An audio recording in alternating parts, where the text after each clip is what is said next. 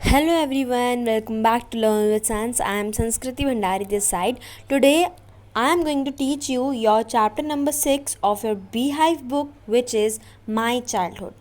What we are going to read in this chapter is about the story of APJ Abdul Kalam. We all know that who is APJ Abdul Kalam. APJ Abdul Kalam was the former president of India. He was the 11th president. 2002 में वो 11th president बने थे India के. And उनकी science technology में भी बहुत योगदान है. And he was also known as missile man of India. Okay, so let's read the chapter. Okay, तो ये बेसिकली उनकी ऑटोबायोग्राफी है जो उन्होंने विंग्स ऑफ फायर में लिखी थी. तो विंग्स ऑफ फायर उनकी पूरी ऑटोबायोग्राफी बुक है. उस बुक में से ये एक छोटा सा एक्सट्रैक्ट है.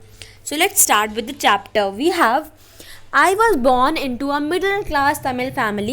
So basically APJ Abdul Kalam was from Madras. So वो एक मिडिल क्लास तमिल फैमिली में बॉर्न हुए थे. कहाँ?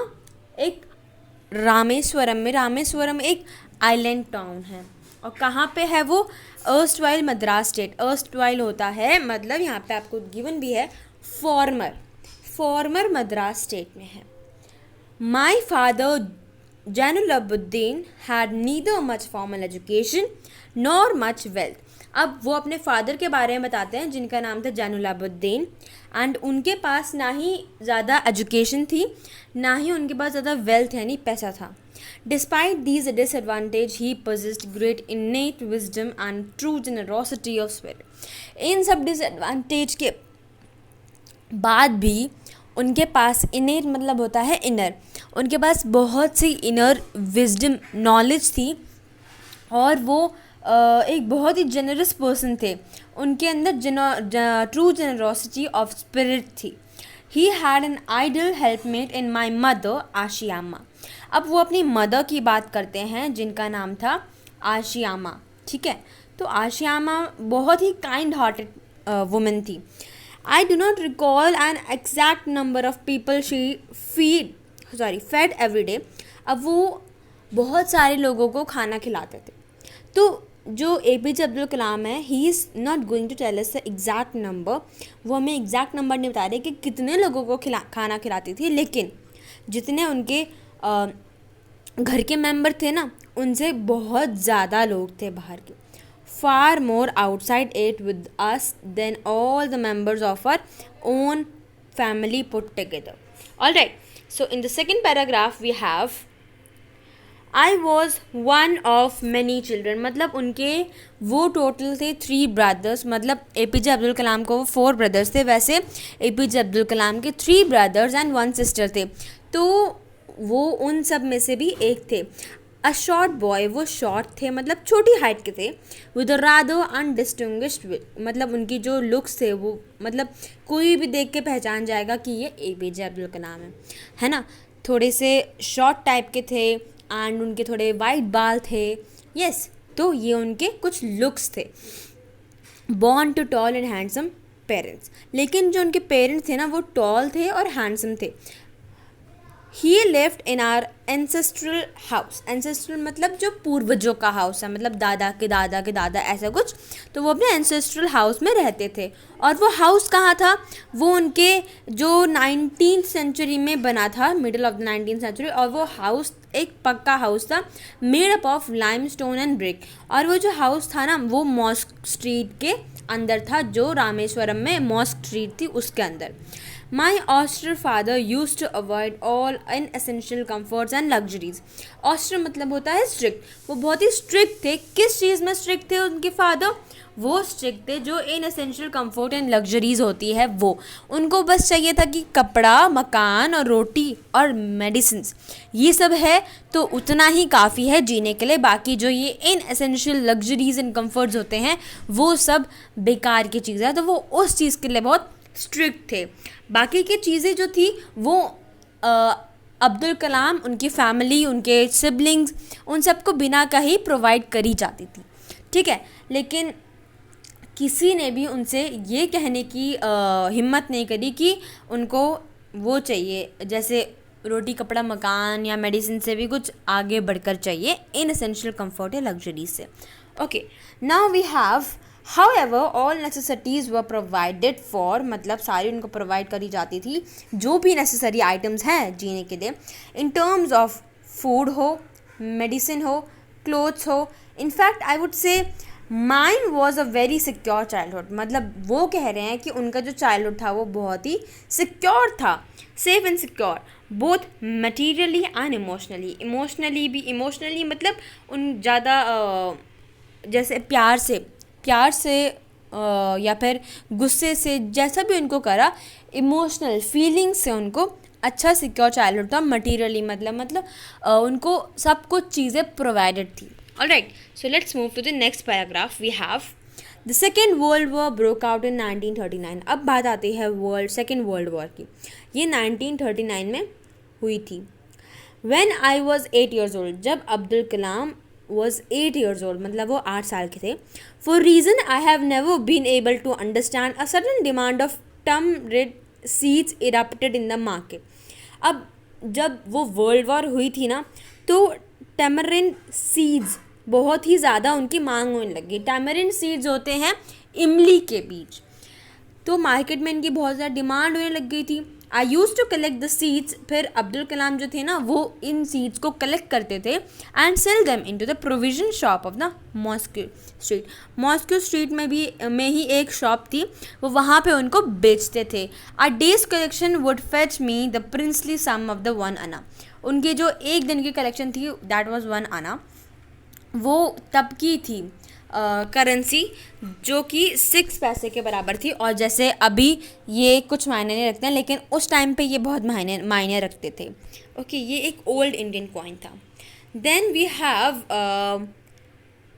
अ day's collection would fetch me only the princely sum of 1 anna. My brother in law Jalaluddin would tell me stories about the war, which I would later attempt to trace in the headlines in Dinamini. तो अब वो कहते हैं कि जो उनके brother in law जो उनकी बहन के हस्बैंड थे, तब उस टाइम में चाइल्ड मैरिज होती थी, तो जलालुद्दीन जो थे ना, वो उनको स्टोरीज बताते थे वॉर की, जो वो आगे एक्सपीरियंस करने वाले थे, है ना. Our area being isolated was completely unaffected by the war. जो उनका एरिया था ना, वो बिल्कुल भी इफ़ेक्ट नहीं हुआ था वॉर जो हुई थी उस चीज़ के चलते.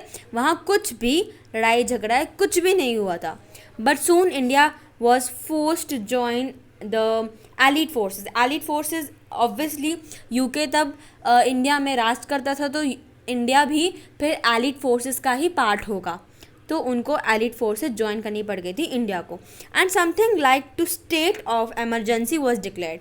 मतलब एक स्टेट ऑफ एमरजेंसी वहाँ डिक्लेयर हो गई थी. The first casualty came in the form of suspension of the train halt at Rameswaram station. अब क्या था, अब जो रामेश्वरम स्टेशन था ना, वहाँ पे ट्रेन जो चलती थी उन सबको बंद कर दिया, वहाँ पे वो रोक लगा दी. ये सबसे पहली कैजुअलिटी जो उनको जब इंडिया एलिट फोर्सेस में ज्वाइन हुआ तो उनको वो दिखी. The newspapers now had to be bundled and thrown out from the moving train Rameswaram road between the Rameswaram and Dhanushkodi. अब रामेश्वरम और धनुषकोटी के बीच में से जब वो ट्रेन जा रही होती है ना, तो उसी ट्रेन में जो जितने भी न्यूज़पेपर होते हैं उनका एक बंडल बना के उनको वहाँ उनकी खिड़की से फेंक दिया जाता था. That forced my cousin Shamsuddin. अब उन अपने कज़न शमसुद्दीन की बात करते हैं, हु डिस्ट्रीब्यूटेड न्यूज़पेपर इन रामेश्वरम, जो उन्हीं न्यूज़पेपर को चुपके से उठा के रामेश्वरम में आगे जाके डिस्ट्रीब्यूट मतलब बेचते थे. To look naturally I fill this lot. Shamsuddin help me earn my first wages. तब 8 साल की उम्र में जो अब्दुल कलाम थे, उन्होंने अपनी फ़र्स्ट वेज, वो भी उनकी हेल्प करते थे, तो चुपके से ले जाते थे, क्योंकि अगर ब्रिटिशर्स को पता लग गया तो ऑब्वियसली वो उनको छोड़ेंगे नहीं. तो उन्होंने 8 साल की उम्र में अपनी पहली कमाई करी थी. Half a century later I can still feel the surge of pride in earning my own money और फॉर द फर्स्ट टाइम. उनको हाफ सेंचुरी बाद भी उनको बहुत प्राइड होता था कि उन्होंने अपनी पहली खुद की कमाई करी है.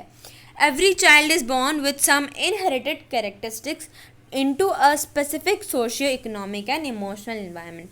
जो भी बच्चा पैदा होता है उसके अंदर की कुछ क्वालिटी होती है. इनहेरिटेड मतलब उनको मम्मी पापा से वो पहले से ही मिल जाती हैं, तो वैसे ही उनको भी मिली थी. तो बताते हैं कि उनको क्या मिला था. I inherited honesty and self discipline from my father. तो अब वो कहते हैं कि उनको उनके फादर से क्या मिलता है, ऑनेस्टी एंड सेल्फ डिसिप्लिन वाली उनको क्वालिटी उनके फादर से मिलती है. एंड उनको अपनी मदर से कौन सी क्वालिटी मिलती है, ही इनहेरिटेड बेसिकली फेथ मतलब होता है trust, goodness and deep kindness. उनको ये क्वालिटीज अपने फादर मदर से मिलती है पहले से ही.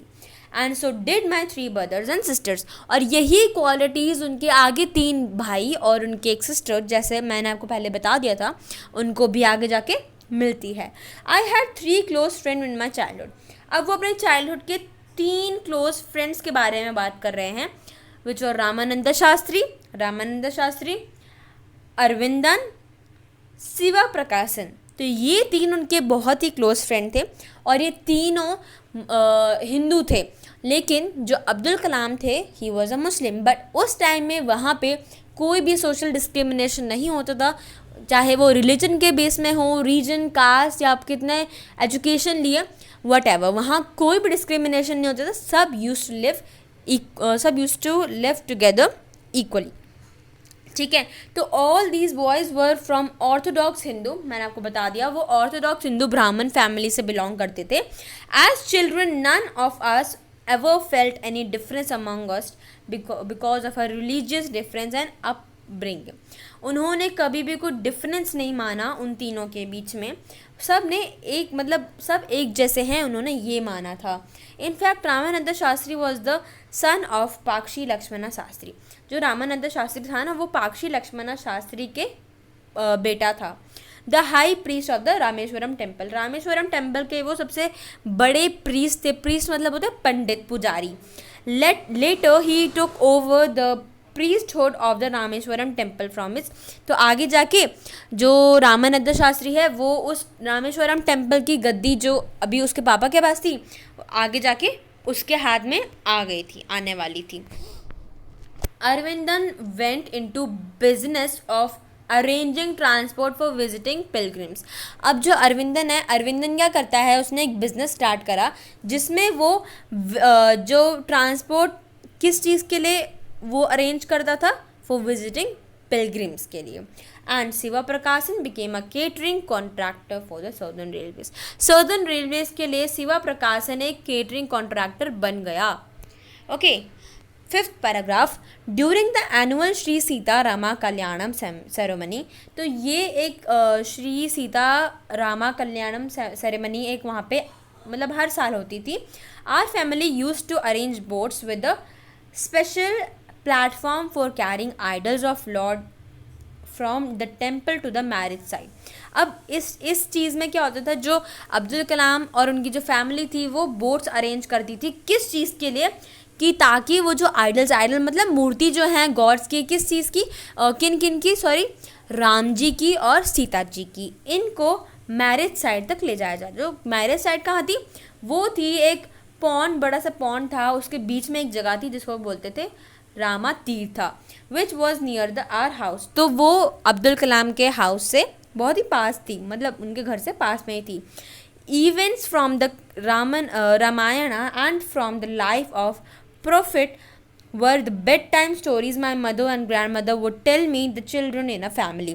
अब ये जो रामायण की कुछ स्टोरीज़ होती थी वो उनको उनके मदर या उनके ग्रैंड मदर उनको बेड टाइम स्टोरीज़ के रूप में सुनाती थी. One day when I was in the 5th standard at the Rameswaram elementary school. अब वो अपने बात करते हैं कि जब वो रामेश्वरम एलिमेंट्री स्कूल में थे, तो जब वो 5th स्टैंडर्ड मतलब 5वीं कक्षा में 5th क्लास में थे, तो उनके यहाँ एक न्यू टीचर आई उनकी क्लास में. तो वो जो अब्दुल कलाम थे वो कुछ इस तरीके की टोपी पहनते थे जो मुस्लिम को डोनेट करती हैं, और उनका जो दोस्त था रामानंद शास्त्री वो कुछ इस तरीके की एक सैक्रेड थ्रेड पहनते थे जो प्रीस्ट या हिंदू को, ऑर्थोडॉक्स हिंदू रिलीजन को डिनोट करते. तो वो दोनों साथ में ही बैठते थे. तो आगे देखते हैं आगे क्या हुआ. I always sat in front row next to Ramanand Shastri. ठीक है, तो वो बता रहे हैं कि वो एक कैप पहनते थे जो उनको मुस्लिम बना मतलब मार्क करती थी, कि उनको बताए थे कि हाँ वो मुस्लिम है। और वहीं जो रामानंद शास्त्री था वो सैक्रेड थ्रेड, एक बहुत ही होली थ्रेड होती है वो पहनते थे। A new teacher could not stomach मतलब होता है कुड नॉट टॉलरेट, वो ये झेल नहीं पाए, कुड नॉट डाइजेस्ट, तो वो ये चीज़ झेल नहीं पाए कि एक हिंदू प्रीस्ट का बच्चा एक मुस्लिम बच्चे के साथ बैठा हुआ है। In accordance with our social ranking, तो एक सोशल रैंकिंग मतलब कि जात के बेसिस पे वो एक नई जो टीचर आई थी उसने अलग अलग उनकी सीट चेंज कर दी और अब्दुल कलाम को बोला कि वो बैक बेंच में जाके बैठ जाए। तो I felt very sad, Abdul Kalam को बहुत ही बुरा लगा। And so did Ramanand Shastri को भी इक्वली बुरा लगा। And he looked utterly downcast as I shifted to my seat in the last row. जैसे ही वो अपने लास्ट रो में बैठे, जब उन्होंने देखा Ramanand Shastri was downcast, looking downcast, इसका मतलब होता है बहुत ही दुखी हो गए थे वो। The image of him weeping when I shifted the last row has a lasting impression. तो जब उन्होंने उनको देखा कि वो रो रहे थे, वीपिंग मतलब होता है रो रहे थे, तो वो जो चीज़ थी, वो जो इम्प्रेशन था, वो अब्दुल कलाम के मन में उन्होंने लास्टिंग इम्प्रेशन मतलब आखिरी तक उन्होंने वो इम्प्रेशन रख लिया था। फिर अब 7th पैराग्राफ में आते हैं।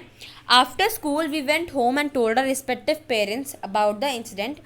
तो जब वो घर जाते हैं तो वो अपने पेरेंट्स को इस चीज़ के बारे में बताए थे, मतलब अपने पेरेंट्स को अब इस चीज़ के बारे में बताए थे कि इंसिडेंट क्या हुआ था स्कूल में, कि नई टीचर आई और वगैरह वगैरह हुआ।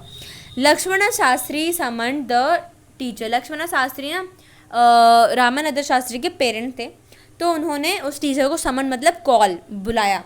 एंड इन आर प्रेजेंस, जब अब्दुल कलाम भी वहीं थे, told the teacher that he should not spread the poison of social inequality and communal intolerance in the minds of innocent children। उन्होंने उनको ये बताया कि आप इन इनोसेंट बच्चों को, ये शरीफ से बच्चों को ये नहीं सिखाओगे कि सोशल रैंकिंग से क्या करता है, मतलब डिस्क्रिमिनेशन आप नहीं बताओगे इन बच्चों को, क्योंकि वहाँ रामेश्वरम में सब एक समान माने जाते थे, वहाँ कोई डिस्क्रिमिनेशन नहीं होता था on the based of caste, religion and what ever.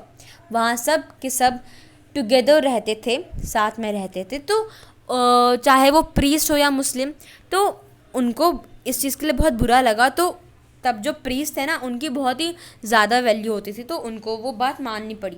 क्या ही ब्लंटली एज the teacher to either apologise or to quit school and the island. फिर वो कहते हैं या तो तुम इनसे माफ़ी मांगो या तो तुम ये आइलैंड और ये स्कूल दोनों छोड़ दो। Not only did the teacher regret his behaviour, ना ही उन्होंने अपने बिहेवियर में पछतावा करा, but the strong sense of conviction Lakshman Shastri conveyed the ultimately reform this young teacher. उन्होंने यंग टीचर को पूरी तरह बदल दिया था। ठीक है, तो आज का यहीं तक रखते हैं। This was a part 1 of the chapter my childhood. हम नेक्स्ट पार्ट यहाँ से स्टार्ट करेंगे। All right, so till then bye bye, take care. Video अच्छी लगी तो लाइक करना, चैनल में नहीं तो सब्सक्राइब करना। Thank you so much and let me know in the comment आपको वीडियो कैसी लगी, एंड आप किसी पर्टिकुलर चैप्टर में वीडियो चाहते हो तो let me know in the comment box. Till then bye bye, take care.